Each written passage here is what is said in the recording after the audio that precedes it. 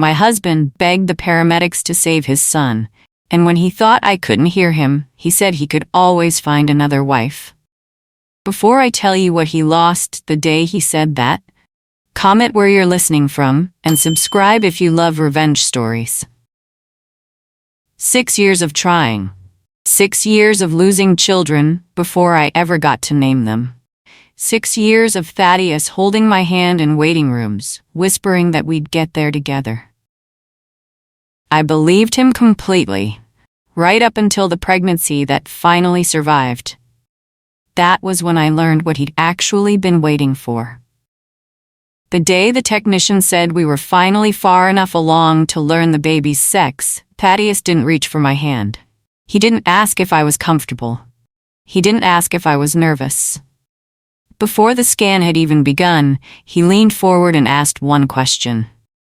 "Is it a boy?"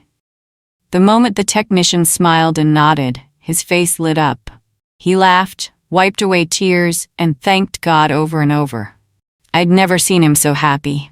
For a moment I convinced myself those tears were for us. I didn't realize they were only for him, and for the son he believed would secure his future. By the 3rd trimester, my pregnancy had become more complicated. My blood pressure was climbing. My doctors were watching me more closely, and every ache or headache sent my mind spiraling. I'd never made it this far before. Every pregnancy I'd carried had ended long before this point. Terrified that one careless mistake could cost me the child I'd fought 6 years for, I started keeping a small leather journal beside my bed. I filled it with every symptom, every medication, every doctor's instruction, every appointment, and every question I wanted answered. I was determined to do everything exactly as I'd been told. I wasn't taking a single chance with the first baby who had ever made it this far. That notebook mattered more than I knew it would. Labor came 6 weeks early. One moment I was folding tiny baby clothes. The next, a pain so violent it folded me in half. Warm blood soaked through my dress, and before I could understand what was happening, I was on the floor struggling to breathe. Thaddeus called 911. I remember his voice breaking as he begged them to hurry. Then came the sirens, the flashing lights, strangers lifting me onto a stretcher, and the cold sting of an IV sliding into my arm. Everything felt distant. I couldn't open my eyes. I couldn't move, but I could hear every word. As the ambulance sped towards the hospital, Thaddeus grabbed my hand and cried, "Please, please save my son." Repeatedly, one of the paramedics answered calmly, "Sir, we're doing everything we can to save both your wife and your baby." There was a long silence. Then, believing I was unconscious, he whispered the words that ended our marriage before it was ever legally over. "I can always find another wife." His voice cracked. "But I may never have another firstborn son." I lay there, trapped inside my own body, listening to the man I'd loved for 6 years decide which of us was worth saving. He chose our son. He never chose me. The next thing I remember was the steady beep of machines. Everything hurt. My throat burned. My body felt hollow. The first words I managed to whisper were, "My baby?" A nurse smiled. "Your little boy is stable. He's in the NICU, and the doctors are pleased with how he's doing." For a moment, nothing else mattered. Not Thaddeus, not the words I'd heard, just my son. The doctors told me I'd suffered a placental abruption. We had survived by minutes. My blood pressure remained dangerously high, and our son would spend several weeks in the neonatal intensive care unit. Thaddeus arrived carrying flowers. He cried. He kissed my forehead. "I'm so sorry," he whispered. I was terrified. If I hadn't heard him inside that ambulance, I would have believed him. Instead, I watched. He spent hours beside our son. He barely stayed 10 minutes with me. When visitors came, he played the perfect husband. When they left, so did he. The day I was discharged, I unpacked the hospital bag I'd never expected to see again. My little leather journal was still inside. Blood stained the cover. I sat on the edge of our bed with the journal resting in my lap while our son slept peacefully in the bassinet beside me. For a long moment, I simply watched him breathe. Against every fear I'd carried for 6 years, against every miscarriage, against every terrifying warning from my doctors, he was finally here, healthy enough to come home. I ran my fingers over the worn leather cover and smiled through tears. This little notebook had been my lifeline through the hardest months of my life. Every appointment, every symptom, every medication, every kick count, every prayer I'd been too afraid to say out loud. I opened it, intending to remember how far we'd come. Instead, I discovered something I had never noticed before. As I turned the pages, one pattern repeated itself again and again. Thaddeus asked if the baby was growing well. He says the baby would carry on the family name. He spent the entire drive home talking about our son's future. He said his firstborn would make the family proud. He thanked God for giving him a son. Page after page, appointment after appointment, the words changed. The obsession never did. Son, heir, firstborn, family name, legacy. I kept waiting to find an entry where he'd asked whether I was frightened, whether I was in pain, whether I was coping. There wasn't one. I closed the journal and stared at its cover. A chill ran through me. The ambulance, the words I'd heard, the tears at the anatomy scan. They weren't isolated moments, they were pieces of the same story. For 6 years, I thought he'd been desperate to become a father.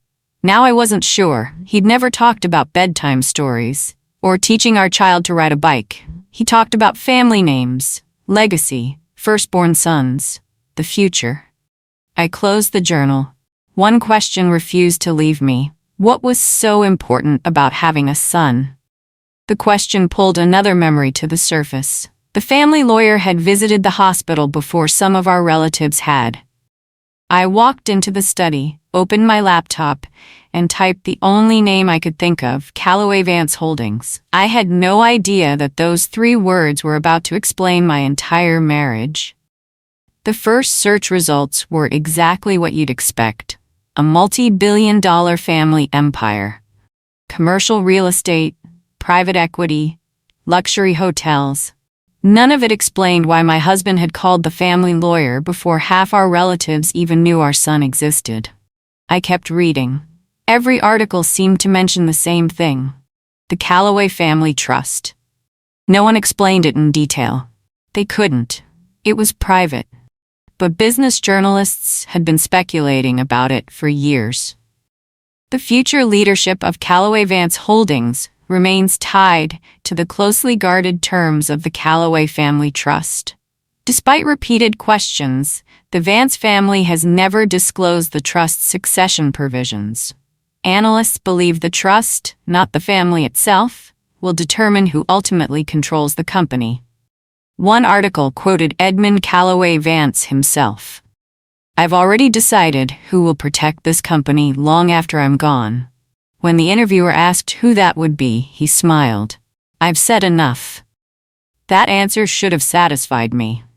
Instead, it terrified me. I closed my laptop and looked across the room at my sleeping son. I knew one thing with absolute certainty. Thaddeus hadn't celebrated becoming a father. He'd celebrated something else. I just didn't know what. Somehow, I couldn't shake the feeling that the answer was buried inside the Callaway Family Trust. Every time I closed my eyes, I heard the same sentence: "I can always find another wife." By morning, I had made up my mind. I called the office of Charles Whitmore. His receptionist took my name and promised someone would return my call. An hour later, my phone rang. "Mrs. Vance," a calm voice said. "This is Charles Whitmore.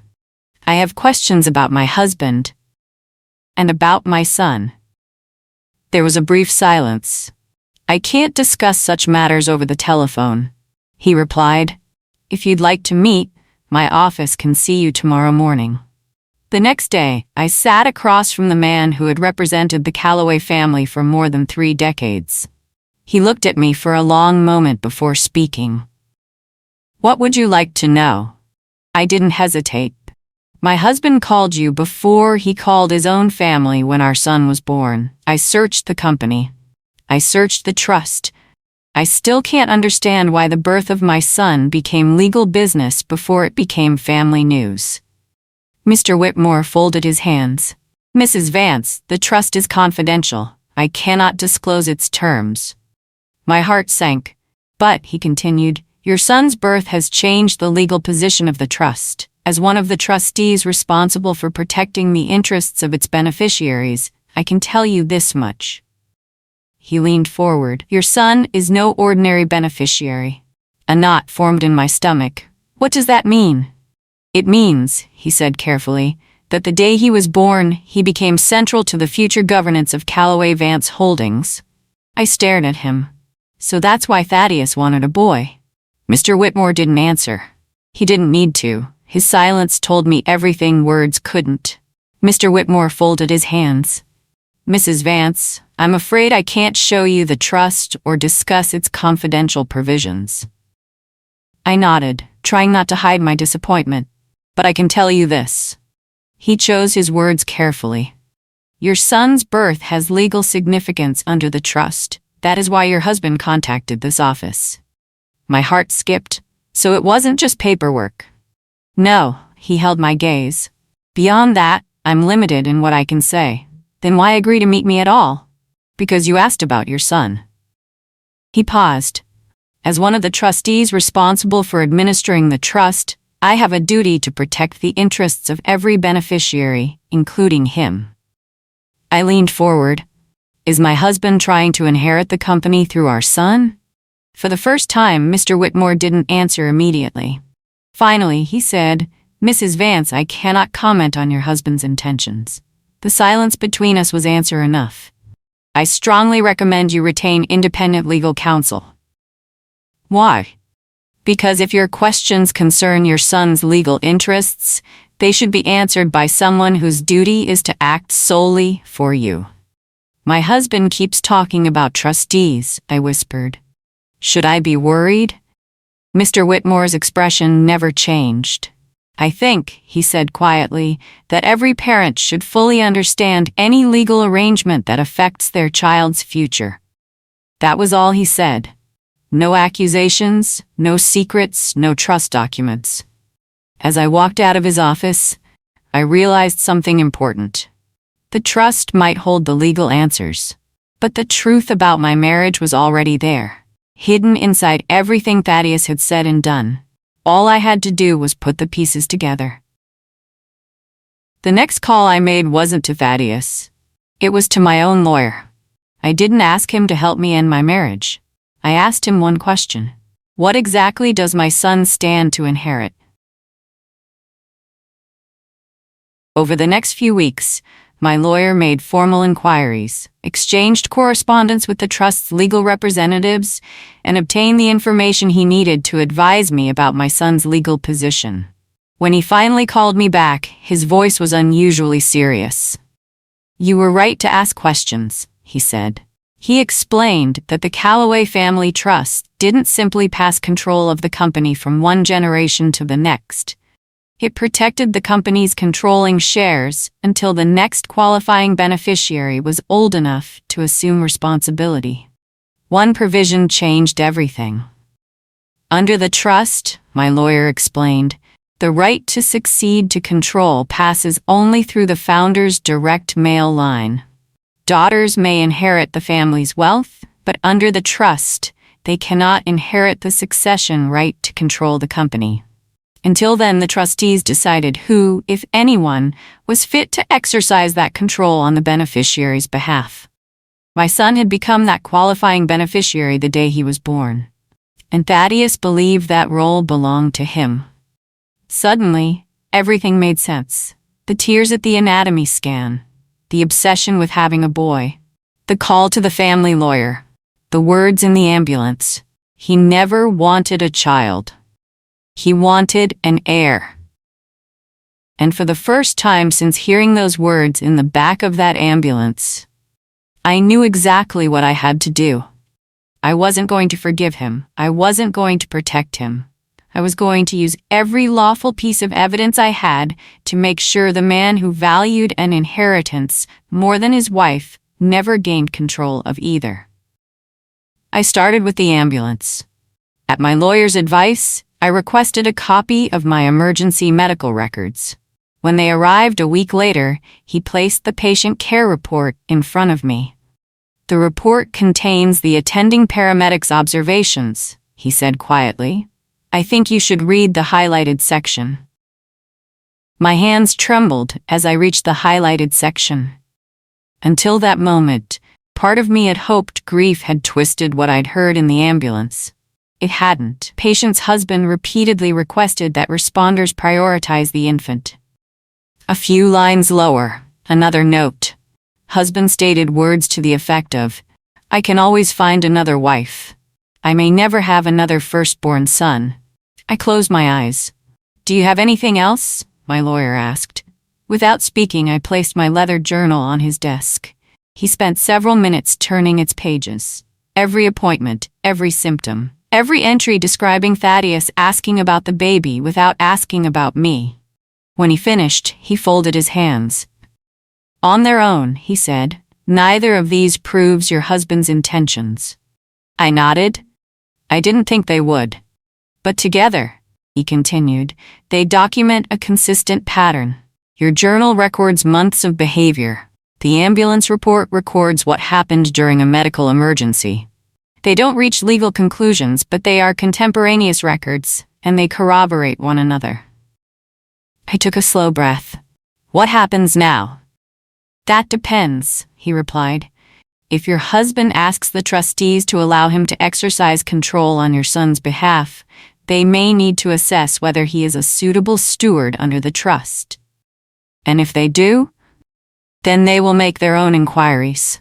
They won't rely solely on your journal or this report. They'll consider all the available evidence before reaching a decision." I nodded. For months I'd wondered whether anyone would ever believe me. Now I realized belief wasn't enough. The truth had to be undeniable. If Thaddeus lost everything, it wouldn't be because I'd lied. It would be because, for the first time in his life, he would be judged by the truth he'd left behind. 3 weeks later, my lawyer called. "It's happened," he said. "What's happened?" "Your husband has formally petitioned the trustees to exercise the voting rights attached to your son's interest." Everything we'd prepared for had finally begun. At my instruction, my lawyer submitted the only evidence I wanted the trustees to see: my journal, the ambulance report, and a letter explaining why they were relevant to Thaddeus's request. The trustees acknowledged receipt. Then they began their own review. They interviewed Thaddeus. They spoke with the paramedics who attended the emergency. They considered the contemporaneous records alongside his explanation. Weeks passed without a word. Then my lawyer called. "They've reached a decision." When I arrived at his office, a single sealed letter was waiting on his desk. It bore the crest of the Calloway Family Trust. My hands shook as I opened it.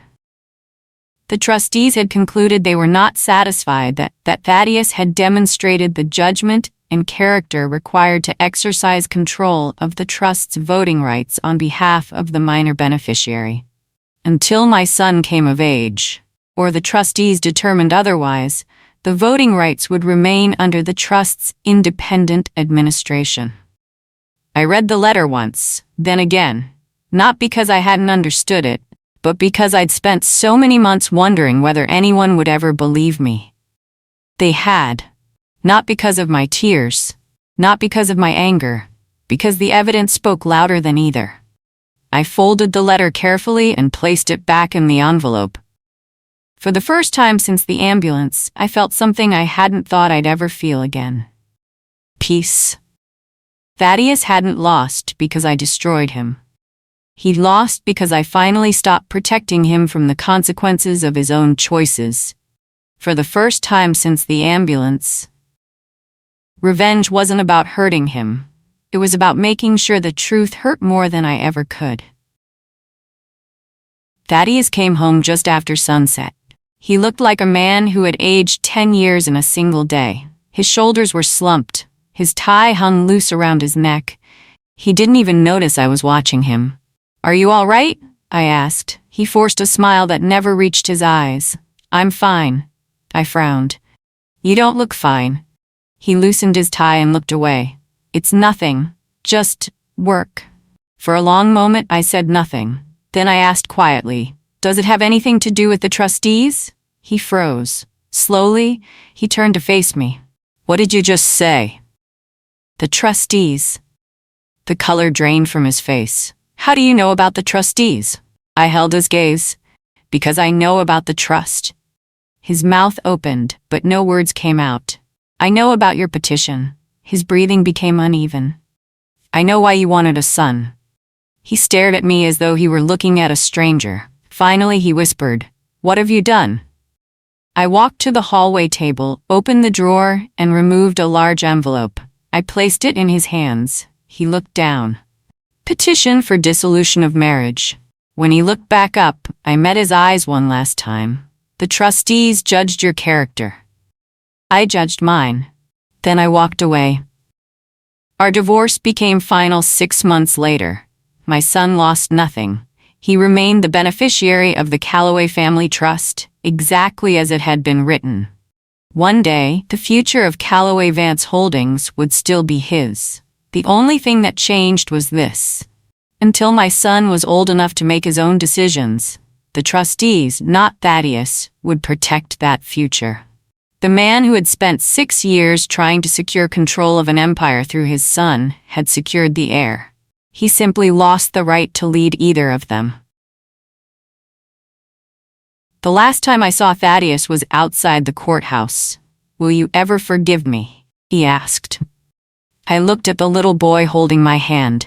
Then I looked back at the man who had once begged strangers to save our son before me. "I already have," I said. Relief washed over his face. Then I finished. "But forgiveness doesn't erase consequences." I handed him the signed divorce papers and walked away.